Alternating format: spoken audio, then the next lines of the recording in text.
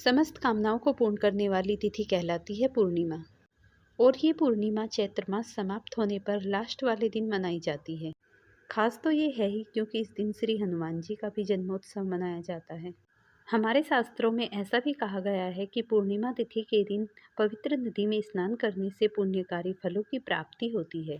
वैसे तो हर पूर्णिमा का अपना एक अलग महत्व होता है, लेकिन ये जो पूर्णिमा है नव वर्ष की पहली पूर्णिमा है। नया वर्ष शुरू होने पर हम इस पूर्णिमा को पहली बार मनाएंगे।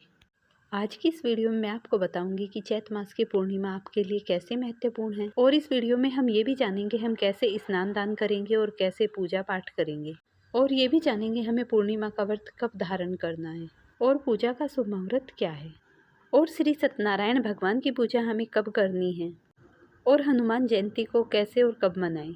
अगर आपको वीडियो अच्छी लग रही हो तो इसे लाइक और शेयर करना, चैनल पर नए हैं तो चैनल को सब्सक्राइब करना, और वीडियो को बीच में स्किप बिल्कुल ना करना क्योंकि आज इसमें बहुत ही अच्छी जानकारी मैं आपको दे रही हूँ। 12 अप्रैल को ही हम पूर्णिमा का व्रत मनाएंगे और 12 अप्रैल को ही हम हनुमान जी की जयंती मनाएंगे। दोनों ही पर्व हम शनिवार के दिन मनाएंगे। पूर्णिमा के व्रत का जो पूजन का समय है वो जो स्टार्ट होगा वो 6 बजे से स्टार्ट होगा और शाम को 6:42 तक रहेगा। 12 तारीख को जो स्नान दान का ब्रह्म मुहूर्त का समय हमें प्राप्त हो रहा है वो है 4:42 से, और वो समय रहेगा सुबह के 5:15 तक। इस समय में स्नान दान और आपकी की गई पूजा का बहुत ही उत्तम फल मिलने वाला है, तो इस समय में अपना कार्य जरूर करिए क्योंकि श्री हरि विष्णु भगवान का जब आप व्रत रखते हैं तो इसका स्नान दान ब्रह्म मुहूर्त में किया गया तो अति उत्तम फल देने वाला होता है। और अब हम बात करते हैं अभिजीत मुहूर्त कब तक रहेगा। ये समय आपको 12 अप्रैल को प्राप्त हो रहा है 11:48 से, जो 2:56 तक रहेगा।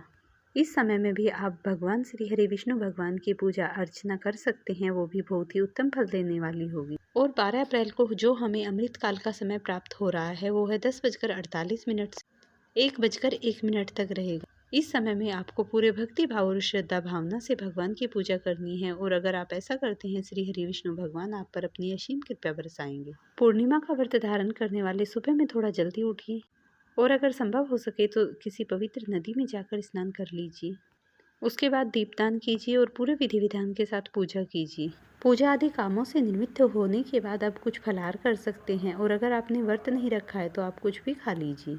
पूर्णिमा के दिन आपको अपने घर में श्री सत्यनारायण भगवान की पूजा जरूर करनी चाहिए। हो सकता है तो किसी ब्राह्मण को बुलाकर करवा लीजिए।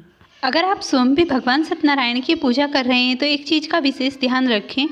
पूजा की सामग्री में जो दान दक्षिणा की सामग्री है उसे पूजा समाप्त करने के बाद किसी पंडित या ब्राह्मण के घर पूजा देनी चाहिए।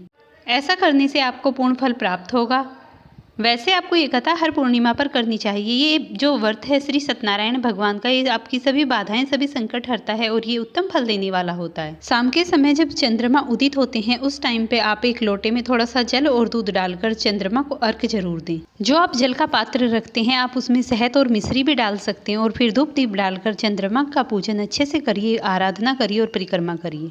ओम चंद्र चंद्राय नमः मंत्र का जप करते हुए अपनी पूजा समाप्त कीजिए। बस आपको इन्हीं सभी चीज़ों को करना है। अगर आपको वीडियो अच्छी लगी है तो मुझे कमेंट करें।